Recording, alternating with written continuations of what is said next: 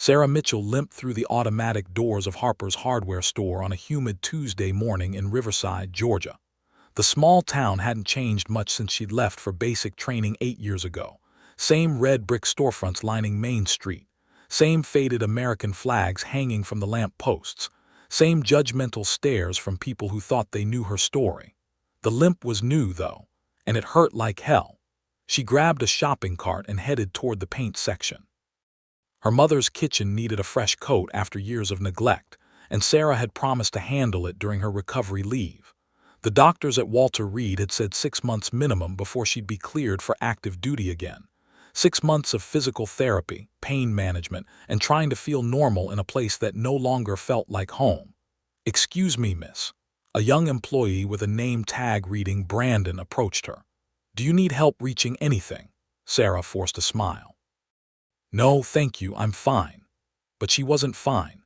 Her left leg throbbed with each step, a constant reminder of the IED that had torn through her convoy in Kandahar 3 months ago. 2 of her soldiers hadn't made it home. She had, but pieces of shrapnel remained embedded near her spine, too dangerous to remove. The limp would be permanent, the doctors said, a lifetime souvenir from her 3rd deployment. She selected 2 gallons of eggshell white and carefully placed them in her cart.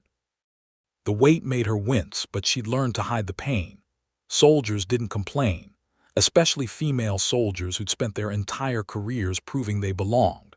At 32 years old, Sarah had given everything to the Army. She'd graduated top of her class at West Point, served as a platoon leader in Iraq, led a company through some of the heaviest fighting in Afghanistan, and earned a Silver Star for actions she still had nightmares about. But none of that mattered when people looked at her here.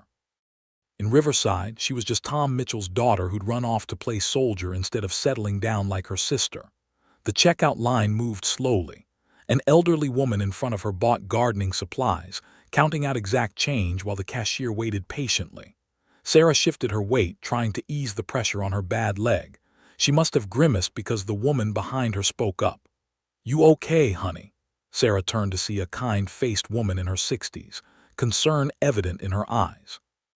"Yes, ma'am, just an old injury. You should get that checked out.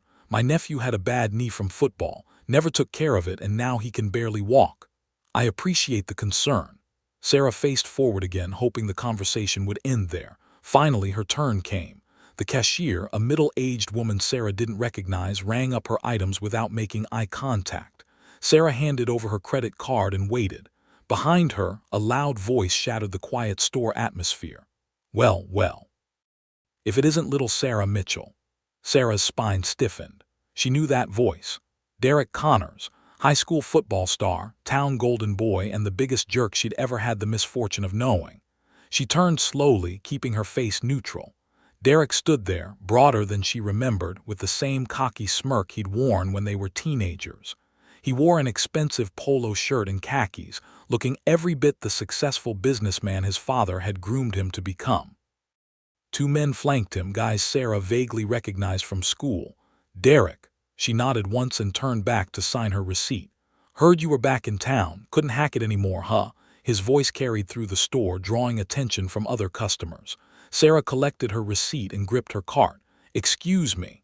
She tried to move past him, but Derek stepped into her path. His eyes traveled down to her leg, and his smirk widened into something cruel. "What happened?" "Trip over your own feet at boot camp." The store had gone quiet. Sarah could feel everyone watching. Her fingers tightened on the cart handle until her knuckles went white. "Move, Derek. It's just a simple question." He glanced at his friends, who chuckled on cue. "I mean, you always were clumsy. Remember junior year when you fell off the bleachers during homecoming? That was because you pushed me." Sarah's voice remained level, but anger simmered beneath the surface. "Did I? I don't recall." Derek's eyes glinted with malice. "But seriously, you're limping pretty bad there. What happened? Did you hurt yourself filing paperwork or whatever it is you do in the Army?" One of his friends snorted. "Probably tripped getting out of a Humvee." Sarah's jaw clenched. She'd faced down enemy fire without flinching, but something about Derek's mocking tone in the middle of her hometown hardware store made her blood boil. Maybe it was the exhaustion. Maybe it was the pain. Maybe it was 3 months of holding everything inside while her body healed and her mind replayed the explosion over and over. "You don't know what you're talking about," she said quietly. "Oh, come on, don't be so sensitive." Derek leaned against her cart, blocking her path completely. "We're all impressed you lasted this long playing soldier, but maybe it's time to admit you're not cut out for it. I mean, look at you. You can barely walk." Something snapped inside Sarah.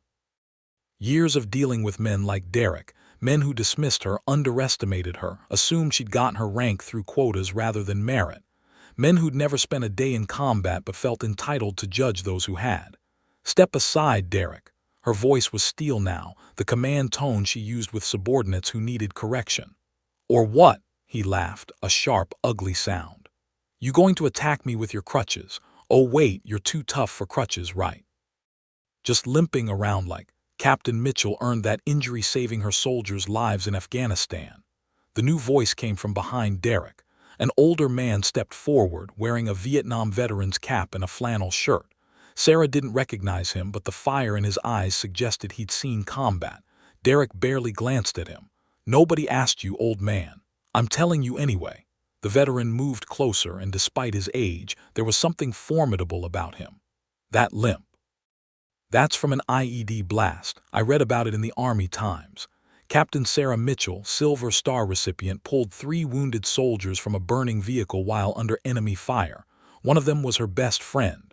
Sarah's throat tightened. She didn't want this. Didn't want the attention or the confrontation. She just wanted to buy paint and go home. "Is that true?" The cashier spoke up, her earlier indifference replaced with respect. "It doesn't matter," Sarah said. "I need to get going." "It does matter." The veteran stood firm.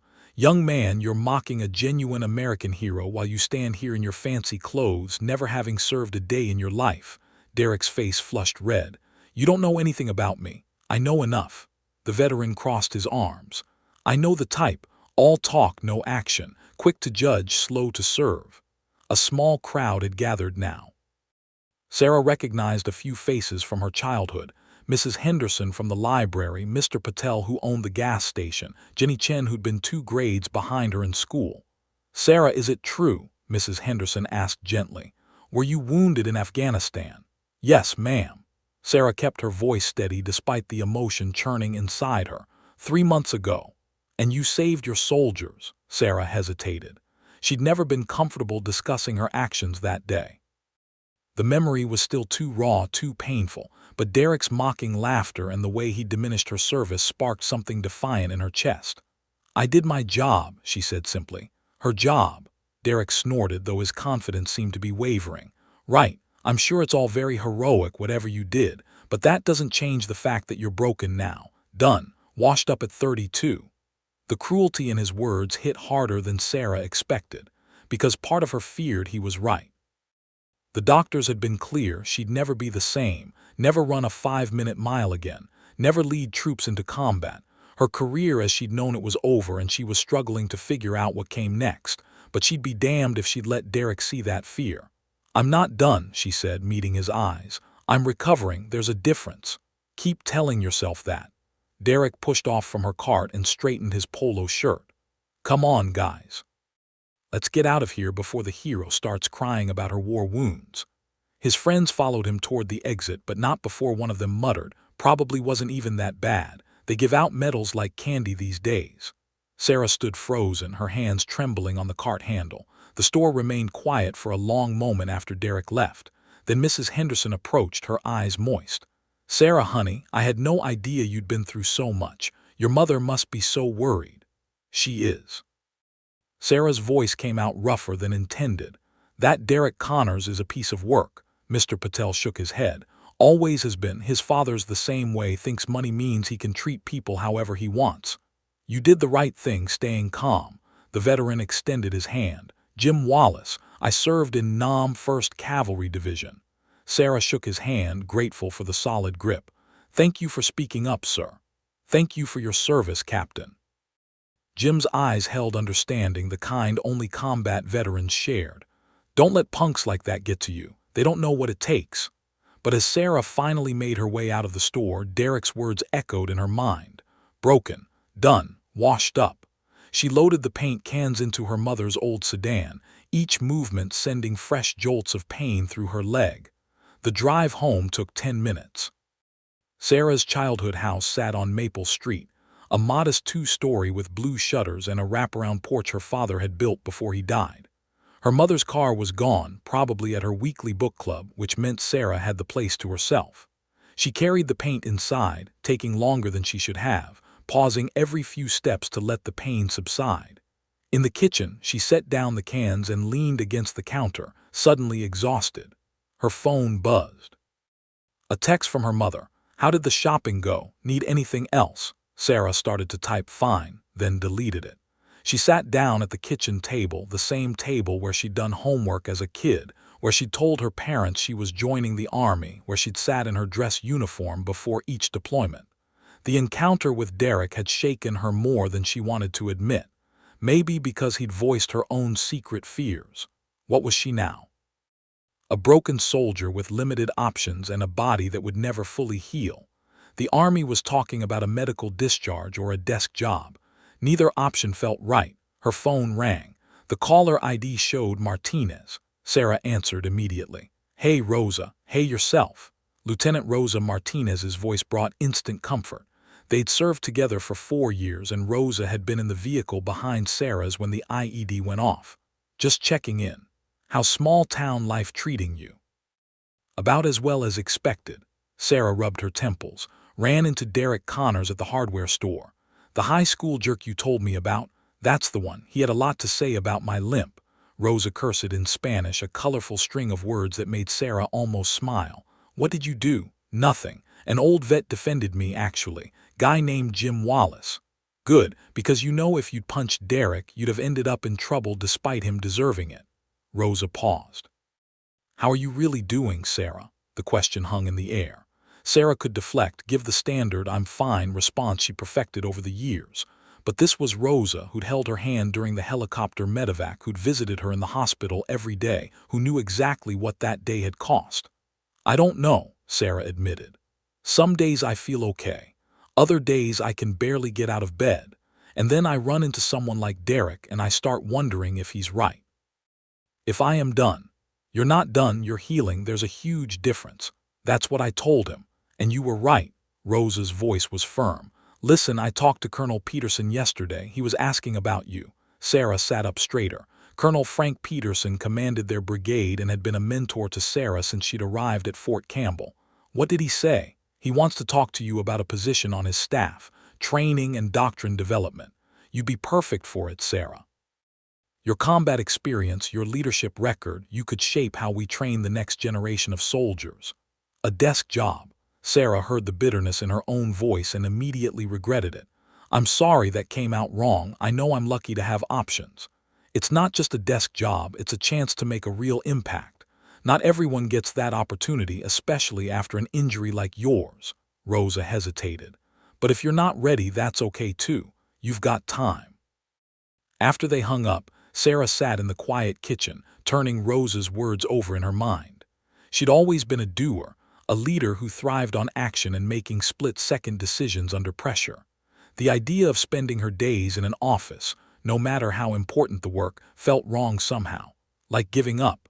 But what choice did she have? Her leg would never fully heal. The shrapnel in her spine meant she'd always be one wrong move away from paralysis. The Army doctors had been blunt. She'd never pass another combat fitness test, never deploy again. Her phone buzzed again. This time, an email notification. Sarah opened it without thinking, then froze. The subject line read, "Invitation to speak Riverside Veterans Day Ceremony." She skimmed the message. Mayor Richard Connors, Derek's father, was inviting her to speak at the town's Veterans Day celebration next month. It was a form letter, polite but impersonal, probably sent to every veteran in the county. Sarah almost deleted it. The last thing she wanted was to stand on a stage in front of the entire town, including Derek and his mocking friends. But something stopped her. Maybe it was pride. Maybe it was anger. Maybe it was the memory of Derek's cruel laughter and the way he dismissed her service as if it meant nothing. She hit reply and typed 3 words, "I'll be there." The next few days passed quietly. Sarah threw herself into painting her mother's kitchen, despite the physical toll it took. The repetitive motion helped quiet her mind, gave her something to focus on besides the pain and the uncertainty of her future. Her mother, Patricia, hovered nearby, offering help Sarah stubbornly refused. They'd always had a complicated relationship. Patricia had never understood why Sarah chose the military over settling down in Riverside. She'd wanted grandchildren and Sunday dinners, not a daughter who spent more time in war zones than at home. "You're pushing yourself too hard," Patricia said on the third day, watching Sarah stretch to reach the top of a wall. "I'm fine, Mom." "You're not fine. You're recovering from a serious injury." Patricia's voice carried that particular tone mothers perfected, equal parts concern and frustration. "Why won't you let me help?" Sarah climbed down from the stepladder and faced her mother. "Because I need to do this myself. I need to feel useful." Patricia's expression softened. "You are useful, sweetheart. You've always been useful. You don't have to prove anything to anyone." "Don't I?" Sarah set down her paint roller. "Derek Connors seems to think I'm washed up, and maybe he's right. My career is basically over. I can barely walk without pain. What am I supposed to do now?" "You're supposed to heal. And then you figure out the next chapter." Patricia reached out and squeezed Sarah's hand. "You've survived worse than Derek Connors and his big mouth." That night, Sarah lay awake thinking about the Veterans Day ceremony. She hadn't spoken publicly about her service in years. The idea of standing in front of her hometown, exposing her vulnerability, made her stomach churn. But she'd committed, and Sarah Mitchell didn't back down from commitments. She opened her laptop and began researching. If she was going to do this, she'd do it right. What she found made her blood run cold. Article after article detailed the Connors family's business practices. Derek's father, Mayor Richard Connors, also owned Connors Construction, the largest contractor in the county. Over the past 5 years, they'd won every major municipal contract: new school building, road repairs, the community center renovation. But buried in local news archives, Sarah found complaints from smaller contractors who'd been systematically shut out of bidding. Accusations of rigged bids, political favoritism, and intimidation. One article caught her attention. A small veteran-owned construction company had filed a complaint 3 years ago, claiming Connors Construction had stolen their bid details and underbid them by an impossibly small margin. The case had been dismissed due to lack of evidence. But the veteran, a man named Marcus Thompson, had been forced to close his business 6 months later. Sarah dug deeper. She found Marcus's Facebook page, which showed he'd served in the Marines for 12 years. His last post from 2 years ago was a photo of him standing in front of his closed business with the caption, "Sometimes the fight at home is harder than the one overseas." She sat back, her mind racing. This was bigger than Derek being a jerk in a hardware store. This was systematic corruption, and it was hurting veterans, people who'd served their country and come home hoping to build honest lives.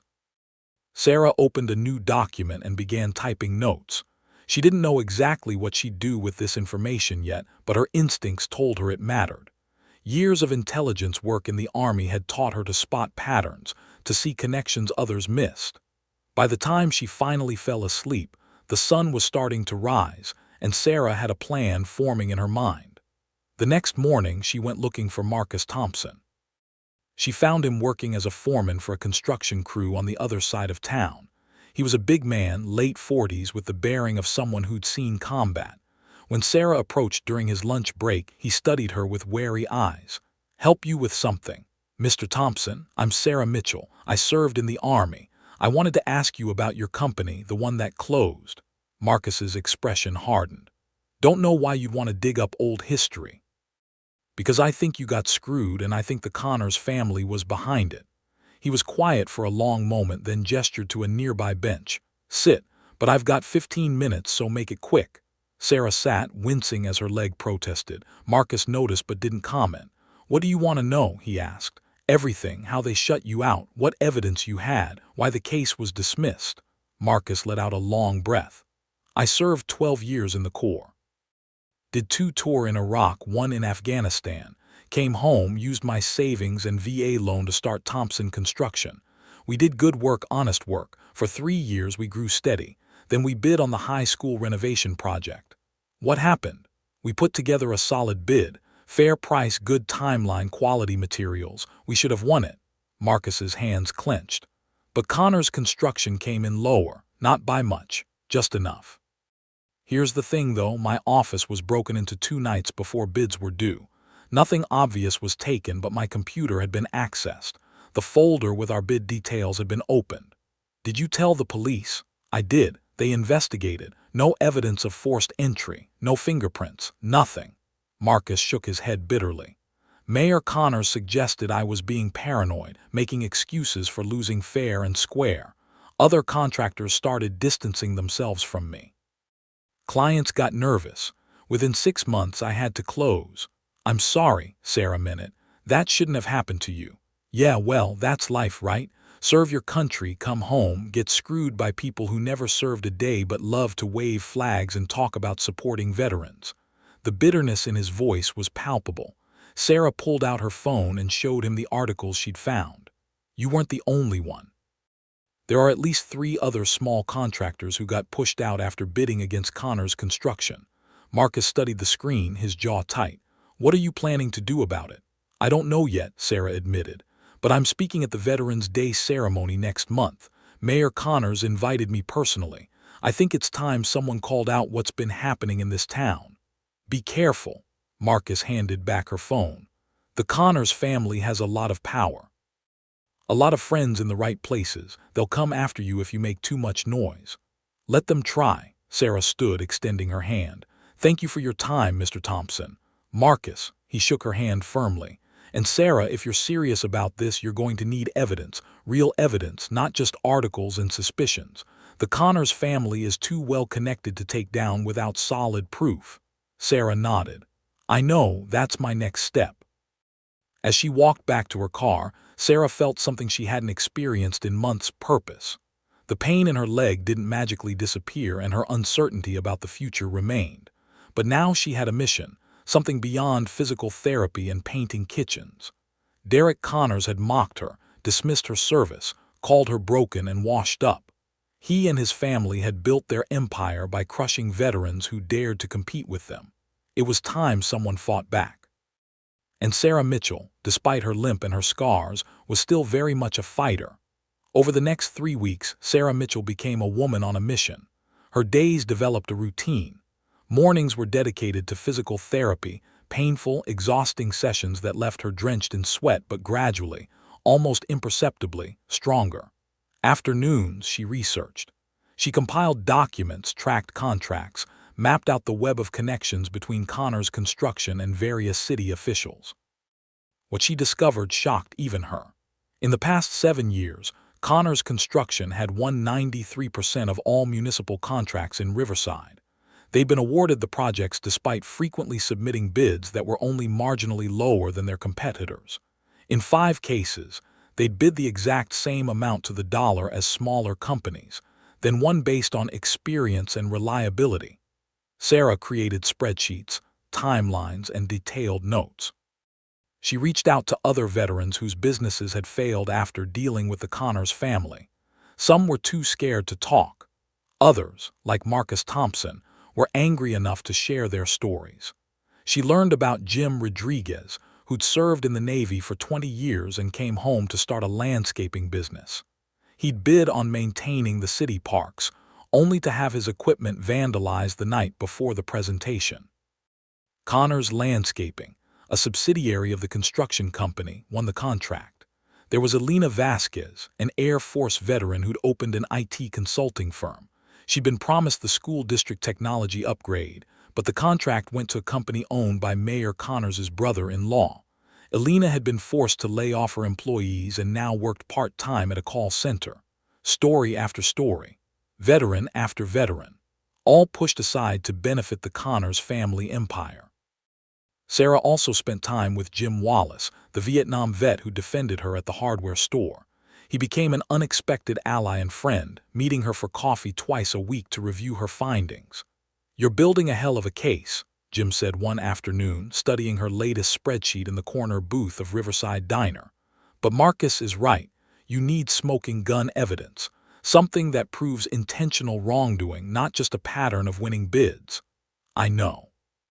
Sarah sipped her coffee, frustration evident in her voice. "I've hit a wall. All the records are technically legal. The bids were processed correctly on paper. Without proof of bid rigging or insider information, it just looks like a successful company winning contracts.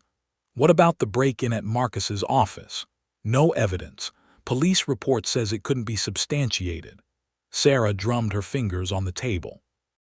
Everything the Connors family does is just barely clean enough to avoid prosecution. They're smart about covering their tracks. Jim was quiet for a moment, then leaned forward. My daughter works for the county clerk's office. She processes contracts and bids. I could ask if she's noticed anything unusual. That would help. Sarah appreciated the offer but knew it might not be enough. She had 3 weeks until Veterans Day. 3 weeks to find the evidence that would make her speech more than just accusations that could be dismissed.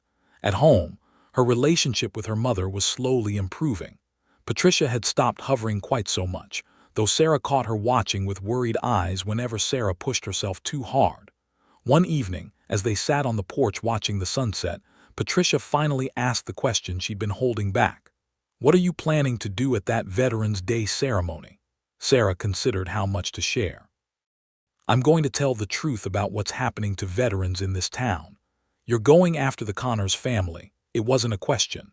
They're corrupt, Mom. They've been crushing veteran-owned businesses for years. Someone needs to call them out." Patricia's face showed concern. "Sarah, honey, I admire what you're trying to do, but the Connors family, they have a lot of influence. Richard Connors has been mayor for 12 years. He has friends everywhere, the city council, the police chief, the newspaper editor. If you make accusations without rock-solid proof, they'll destroy you." "They can try." Sarah's voice was steady. "I've faced worse than small-town politics." "Have you?" Patricia turned to face her daughter. "This isn't war, Sarah. You can't just follow orders and know who your enemy is. Here, people smile to your face and stab you in the back. They'll ruin your reputation, make it impossible for you to find work, run you out of town. Then I'll leave." Sarah shrugged, though the thought hurt more than she'd admit. "But I won't stay silent while veterans who served our country get screwed by people like the Connors family." Patricia studied her for a long moment, then sighed. "You're just like your father, stubborn as hell and convinced you can fix everything wrong with the world. Dad was a good man." "He was, and he died young because he worked himself to death trying to provide for us." Patricia's eyes were sad. "I don't want the same thing happening to you. I don't want you sacrificing yourself for a fight that might not be winnable." Sarah reached over and squeezed her mother's hand. "I have to try, Mom. What's the point of surviving Afghanistan if I come home and watch good people get hurt while I do nothing?" That night, Sarah received an unexpected phone call. The number was local but unfamiliar. "Captain Mitchell," a woman's voice, nervous and quiet. "Yes. My name is Amanda Chen. I work as an administrative assistant at Connors Construction. Jim Wallace's daughter Rebecca gave me your number," she said. "She said you might be interested in some information I have." Sarah sat up straight, her heart rate increasing. "What kind of information?" "I need to meet in person, and it has to be somewhere private. Can you come to Riverside Park tomorrow morning, 6 a.m. by the old gazebo?" "I'll be there." Sarah's mind raced with possibilities. "Amanda, are you in any danger?" A pause.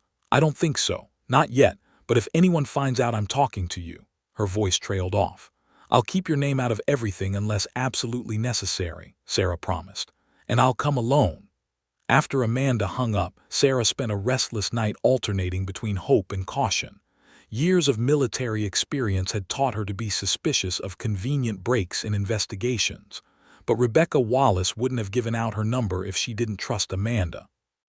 The next morning, Sarah arrived at Riverside Park 15 minutes early. The sun was just beginning to rise, painting the sky in shades of orange and pink. The old gazebo stood in the center of the park, a white wooden structure that had hosted countless weddings and concerts over the decades. Amanda appeared exactly at 6, glancing around nervously before approaching. She was a young Asian woman, maybe 25, wearing jeans and a jacket despite the mild temperature. "Thank you for meeting me," Amanda said without preamble. She pulled a flash drive from her pocket. "Everything's on here. Emails, internal memos, bid information that Richard Connors received before contracts were finalized.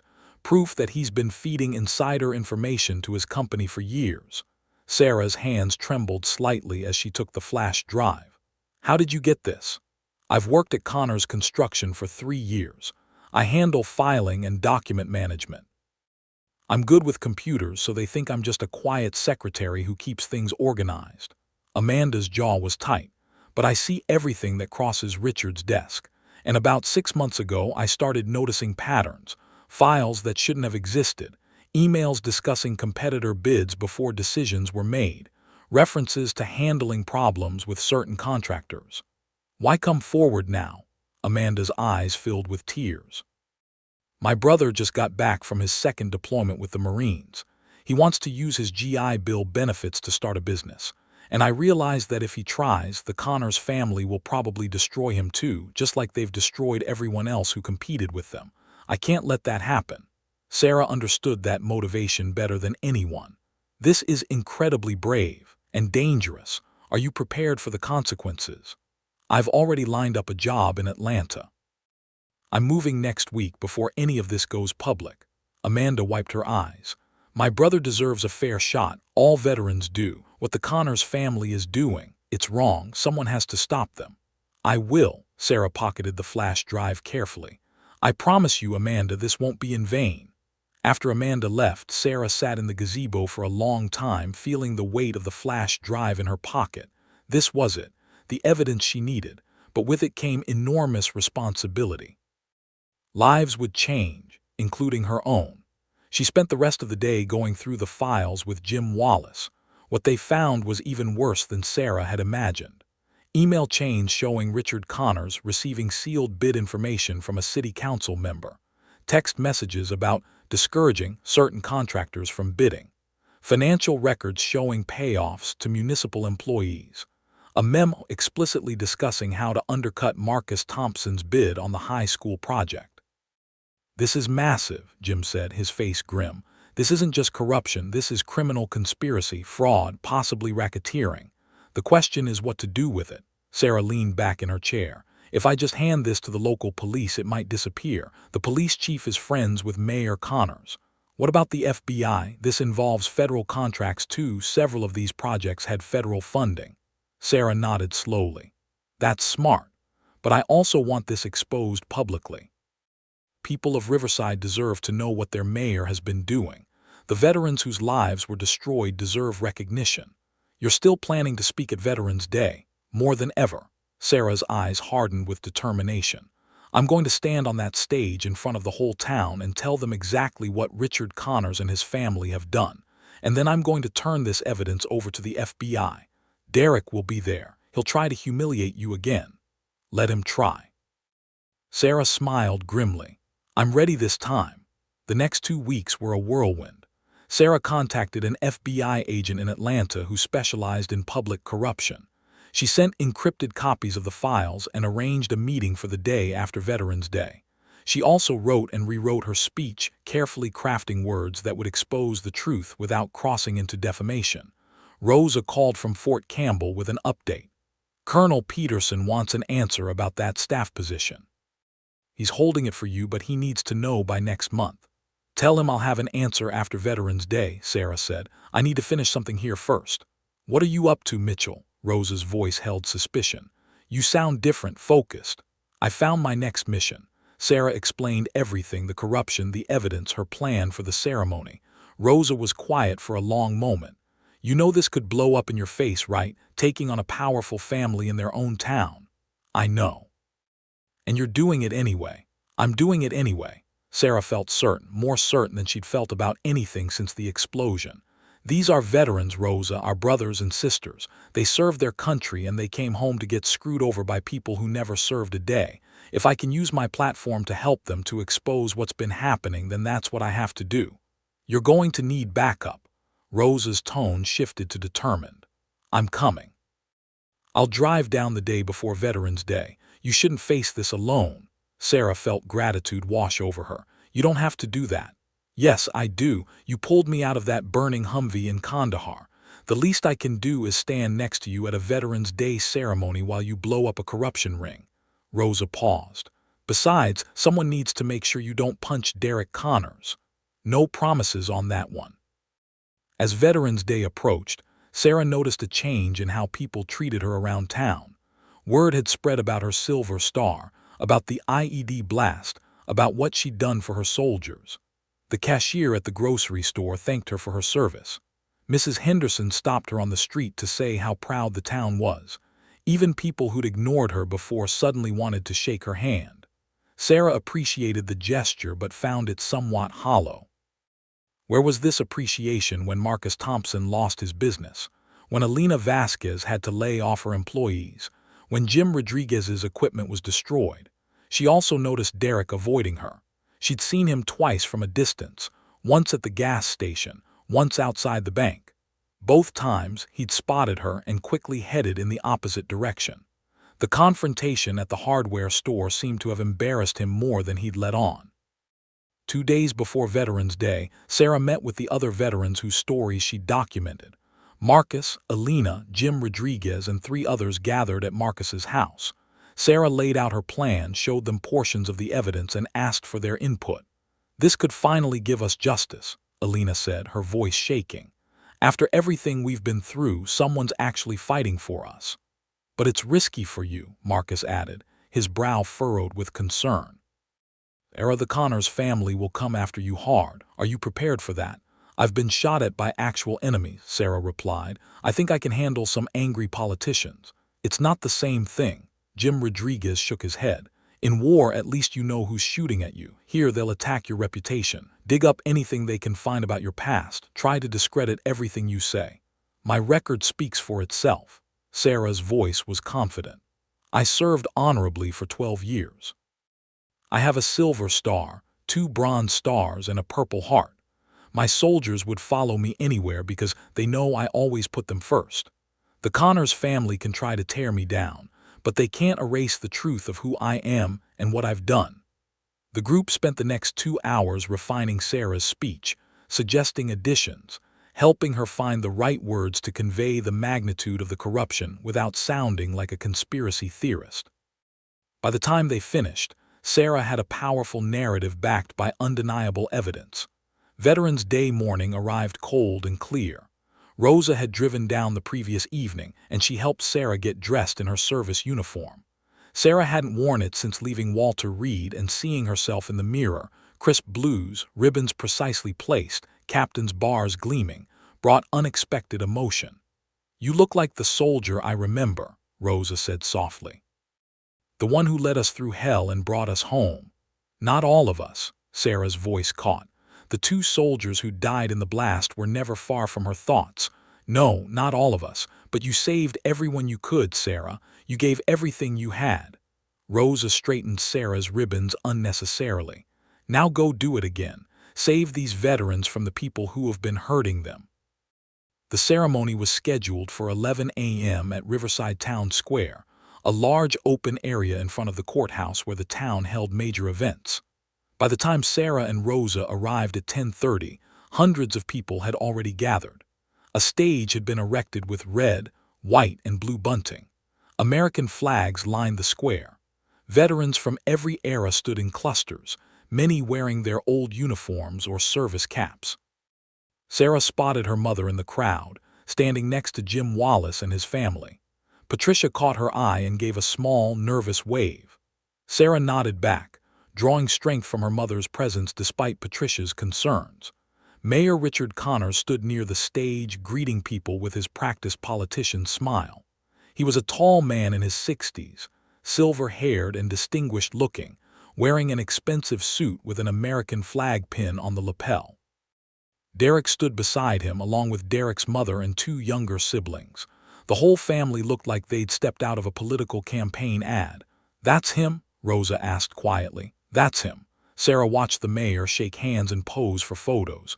"And that's Derek next to him." Rosa studied Derek with barely concealed contempt. "He looks exactly like the type to mock a wounded veteran." "He is." Sarah checked her watch. 20 minutes until the ceremony started. 20 minutes until she potentially blew up her life along with the Connors family's corruption. A young woman with a clipboard approached. "Captain Mitchell, I'm Amy, the event coordinator. Mayor Connors would like to meet you before the ceremony begins." Sarah exchanged a look with Rosa, then followed Amy toward the stage. Richard Connors turned as she approached, his smile widening. "Captain Mitchell, what an honor." He extended his hand and Sarah shook it, noting the firm grip meant to convey confidence and control. "Thank you so much for agreeing to speak today. Having a genuine war hero at our Veterans Day ceremony makes it extra special. Thank you for the invitation, Mayor." Sarah kept her voice neutral. Derek had noticed her now. His expression flickered between surprise and discomfort. He'd probably hoped Sarah would decline the invitation. "I understand you were wounded in Afghanistan," Richard continued, his tone perfectly calibrated to sound concerned without being pitying. "I hope your recovery is going well." "It is." Sarah held his gaze steadily. "I've had a lot of time to observe things since I've been back. Riverside has changed in some interesting ways." Something in Richard's eyes sharpened, though his smile never wavered. "Oh, I hope all for the better. We've worked hard to improve our community." "I'm sure you have." Sarah let the words hang in the air with subtle meaning. The ceremony began promptly at 11. The high school choir sang the national anthem. Local veterans were recognized by ERA, asked to stand and be applauded. Sarah stood with the post-9/11 veterans, a smaller group than the Vietnam or Gulf War contingents, but still significant. The mayor gave opening remarks, talking about sacrifice and service, about the importance of honoring those who defended freedom. He spoke well, Sarah had to admit. Years of political experience had honed his ability to say the right things, to strike the right emotional notes. "And now," Richard said, gesturing towards Sarah, "I'd like to introduce our keynote speaker." Captain Sarah Mitchell graduated from West Point with honors, served 3 tours in Iraq and Afghanistan, and was recently awarded the Silver Star for exceptional valor. She represents the very best of American military service. Please welcome Captain Mitchell. Applause filled the square as Sarah walked to the podium. She saw Marcus Thompson in the crowd, Elena Vasquez, Jim Rodriguez, other veterans whose businesses had been destroyed, whose dreams had been crushed. They were watching her with hope and trust. She also saw Derek, arms crossed, that familiar smirk starting to form on his face. He probably expected a generic speech about patriotism and sacrifice. He had no idea what was coming. Sarah adjusted the microphone and looked out at the crowd. Hundreds of faces watched her expectantly. This was it. The moment she'd been preparing for, the mission she'd embraced. Her heart pounded, but her hands were steady. Combat had taught her to function under pressure, and this was just another kind of battle. "Thank you, Mayor Connors, for that kind introduction." Sarah's voice carried clearly through the speakers. "Thank you all for being here today to honor our veterans. I want to start by saying that standing before you in this uniform is one of the greatest privileges of my life." She paused, gathering her thoughts. "When I joined the Army 12 years ago, I did it because I wanted to serve something bigger than myself. I wanted to protect people who couldn't protect themselves. I wanted to stand between my country and those who would do it harm. And for 12 years, I got to do exactly that." The crowd was attentive, respectful. This was familiar territory, the kind of speech they'd expected. "But service doesn't end when you take off the uniform," Sarah continued, her tone shifting slightly. "The oath we take, to support and defend the Constitution against all enemies, foreign and domestic, that oath doesn't expire. And sometimes the most important battles aren't fought overseas. Sometimes they're fought right here at home." She saw Richard Connors lean forward slightly, his expression curious but not yet alarmed. 3 months ago, I was injured in Afghanistan when my convoy was hit by an IED. 2 of my soldiers died that day. Their names were Sergeant David Chen and Specialist Maria Rodriguez. They were 24 and 21 years old. They had families, dreams, futures, and they're gone now because they chose to serve. Sarah's voice remained steady despite the emotion behind the words. "I survived. I got to come home, but I came home with injuries that will never fully heal. I walk with a limp now. I'll probably never run again. My combat career is over." The crowd was completely silent now, hanging on every word. "When I first got back to Riverside, I ran into someone I went to high school with. His name is Derek Connors." Sarah looked directly at Derek, whose face had gone pale. "Derek saw me limping through the hardware store and he laughed. He mocked my injury. He called me broken, washed up, done." He suggested I'd probably hurt myself filing paperwork because apparently that's what Derek thinks Army service looks like. Gasps and murmurs rippled through the crowd. Richard Connors's face had hardened into an angry mask. Derek looked like he wanted to disappear. Now, I'm not bringing this up to embarrass Derek, though he certainly deserves some embarrassment. Sarah's voice was sharp now, cutting through the autumn air. I'm bringing it up because Derek's attitude, his contempt for my service, his assumption that my injury was somehow funny or deserved, that attitude reflects something much bigger that's been happening in this town. She pulled out her notes, though she barely needed them. She'd memorized every word. Over the past 7 years, Riverside has had a lot of veterans come home and try to start businesses. Marcus Thompson served 12 years in the Marines and started Thompson Construction.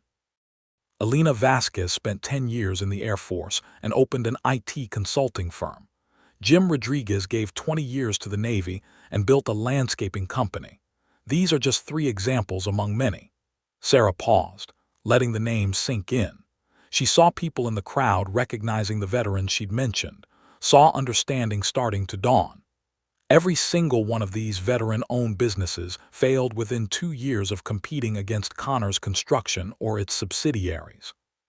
Every single one. Now maybe that's just bad luck. Maybe these combat veterans who demonstrated exceptional skill, leadership, and determination in war zones around the world just suddenly became incompetent business owners. Her sarcasm was evident. Or maybe something else happened. Maybe they were deliberately sabotaged by people who saw them as threats to a family empire built on corruption and political connections. This is outrageous. Richard Connors stood, his face red with anger. I will not stand here and listen to slanderous accusations. Sit down, Mayor Connors. Sarah's command voice cut through his objection. Years of leading soldiers in combat had given her a tone that demanded obedience. I'm not finished. Richard hesitated, caught between his desire to shut her down and the spectacle it would create if he tried to physically remove a decorated war hero from a Veterans Day ceremony. He sat, but his eyes promised retribution. Sarah continued, pulling a folder from beneath the podium where she'd placed it earlier. These aren't just accusations. I have evidence. Emails showing Mayor Connors receiving sealed bid information before contracts were finalized. Financial records showing payments to city officials. Text messages discussing how to discourage veteran-owned businesses from competing. Internal memos from Connors Construction explicitly detailing how to undercut competitors' bids using insider information. The crowd erupted in shocked exclamations. Reporters who'd been casually covering the ceremony suddenly pressed forward, cameras raised, phones recording. Marcus Thompson's office was broken into 2 nights before he submitted his bid for the high school renovation, Sarah continued, her voice rising above the noise. Nothing was stolen, but his computer files had been accessed. His bid information had been viewed. 3 days later, Connors Construction submitted a bid that was exactly $1,000 lower than Marcus's. Exactly. To the dollar. She pulled out more documents. Jim Rodriguez had his landscaping equipment vandalized the night before his presentation to the City Parks Department. $20,000 in damage. The police investigation went nowhere. Connors Landscaping won the contract. Lena Vasquez was promised the school district technology upgrade after a successful presentation. Then the contract mysteriously went to a company owned by Mayor Connors's brother-in-law, despite their bid being higher and their qualifications being weaker. Sarah locked eyes with Richard Connors. You built your fortune by crushing veterans who came home and tried to build honest lives. You used your political power to rig bids, share insider information, and systematically eliminate competition. You wrapped yourself in the flag, gave speeches about supporting our troops, and then destroyed the livelihoods of the very people you claim to honor. The mayor was on his feet again, shaking with rage. You have no proof. These are conspiracy theories from a clearly troubled veteran who, I have all the proof I need. Sarah held up the folder. And copies of everything in here have been sent to the FBI's Public Corruption Division in Atlanta. An agent will be arriving in Riverside tomorrow to begin a formal investigation. I've also provided copies to several journalists who cover government corruption." She turned back to the crowd, many of whom looked stunned.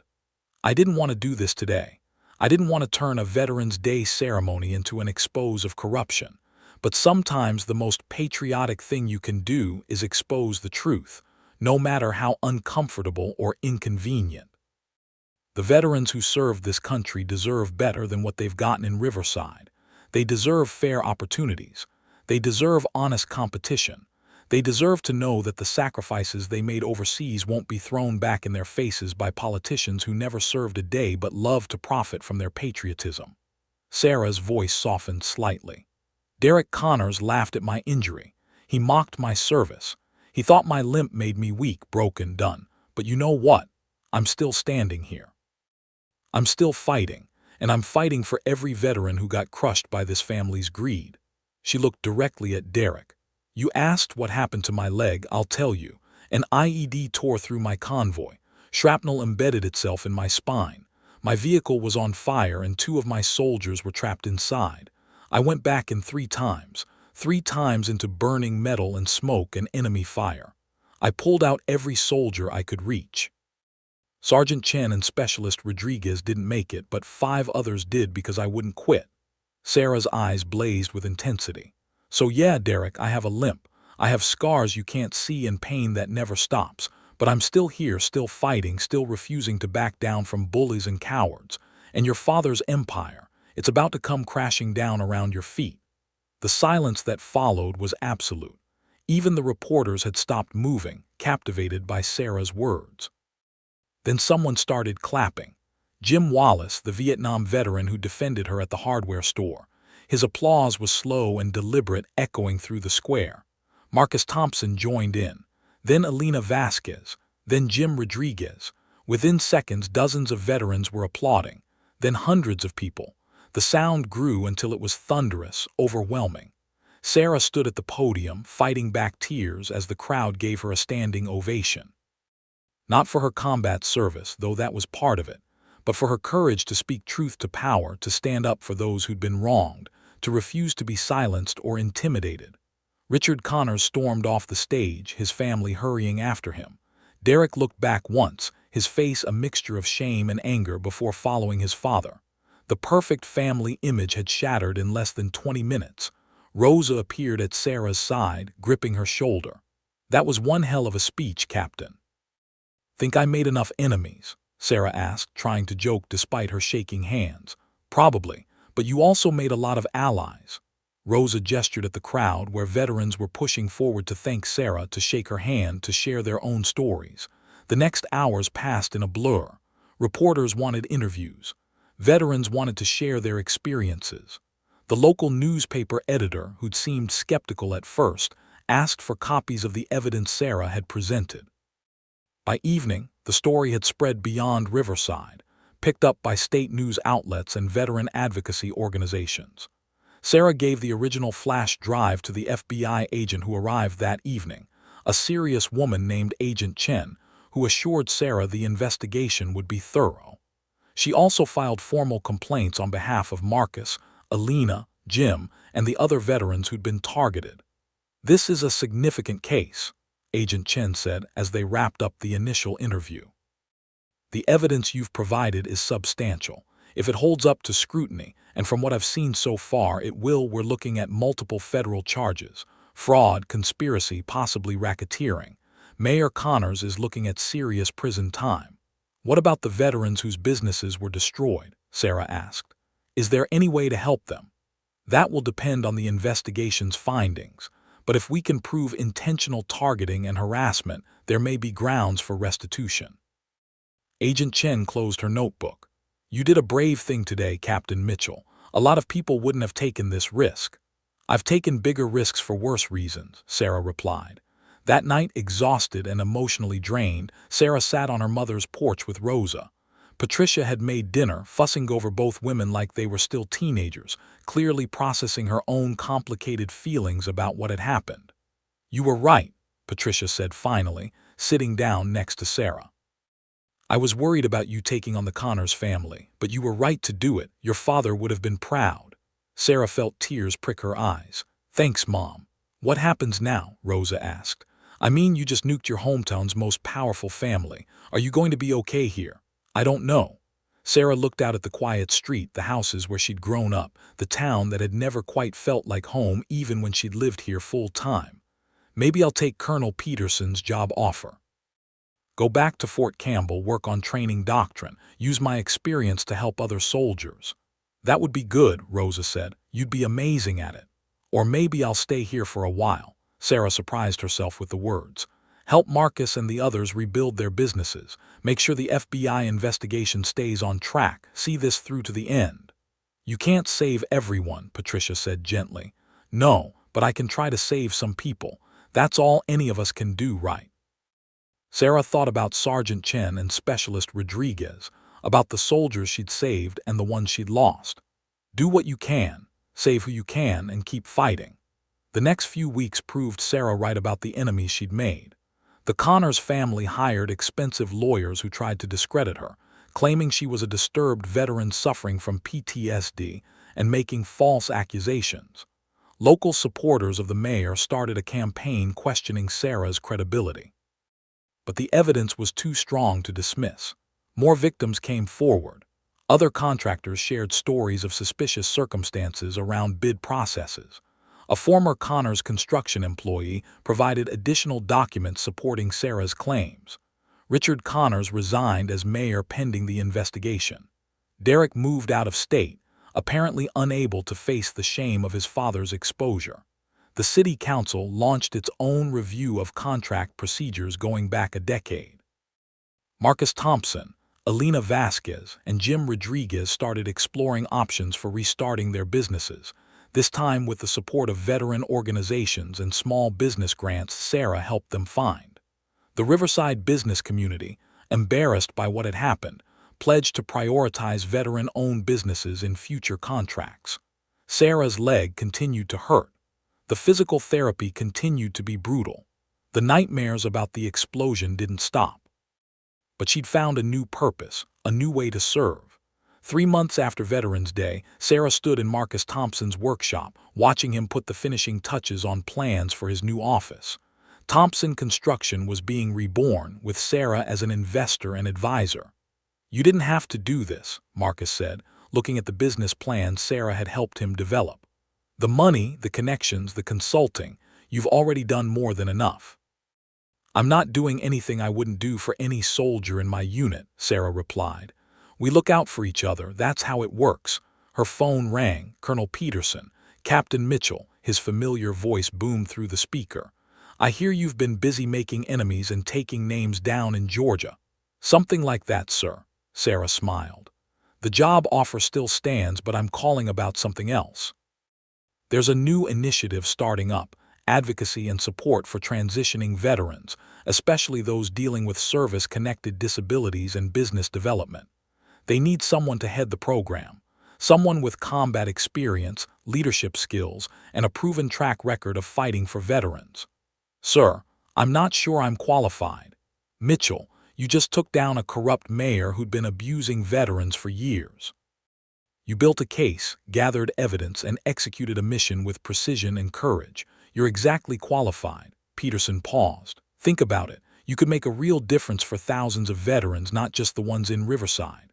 After they hung up, Sarah stood in Marcus's workshop thinking about the offer, about her options, about what kind of life she wanted to build with this body that would never be quite the same. Rosa had told her she wasn't done. Marcus had called her a fighter. Her mother had said she was like her father, convinced she could fix everything wrong with the world. Maybe they were right. Sarah Mitchell walked out of the workshop, her limp as pronounced as ever, but her steps steady and sure. She'd been broken, people said. Derek Connors had laughed at her injury, called her washed up and done. But Sarah wasn't done, not even close. She was just getting started. 6 months later, Sarah stood on stage at a Veterans Advocacy Conference in Washington, D.C., delivering the keynote address to an audience of military leaders, politicians, and veteran service organization representatives. Her speech outlined new initiatives for supporting transitioning veterans, protecting veteran-owned businesses from predatory practices, and ensuring that those who'd served their country received fair treatment at home. In the audience sat Marcus Thompson, whose construction company had just won its first major contract in 5 years. Elena Vasquez, whose IT firm was consulting for 3 school districts. Jim Rodriguez, whose landscaping business was flourishing. Also in the audience was a young woman who'd recently separated from the Air Force, worried about starting her own business but inspired by Sarah's story. A Marine Corps veteran who'd been afraid to report corruption in his hometown until he'd heard about what Sarah had done in Riverside. Dozens of others who'd found courage in her example. Richard Connors was in federal prison, convicted on multiple counts of fraud and corruption. Derek had sent Sarah a letter months ago, awkward, stilted, but containing an apology. She'd read it once and filed it away. Some wounds didn't need salt rubbed in them. As Sarah finished her speech and accepted another standing ovation, she thought about that day in the hardware store when Derek had laughed at her limp, when he'd called her broken, when he'd dismissed everything she'd sacrificed and everything she'd achieved. He'd been wrong about her. They'd all been wrong. The injury was real. The limp was permanent. The pain would never fully go away. But Sarah Mitchell wasn't broken. She'd been tested, proven, forged into something stronger through fire and sacrifice, and refusing to quit when quitting would have been easier. She was a soldier, a leader, a fighter for those who couldn't fight for themselves, and she was just getting started. The end.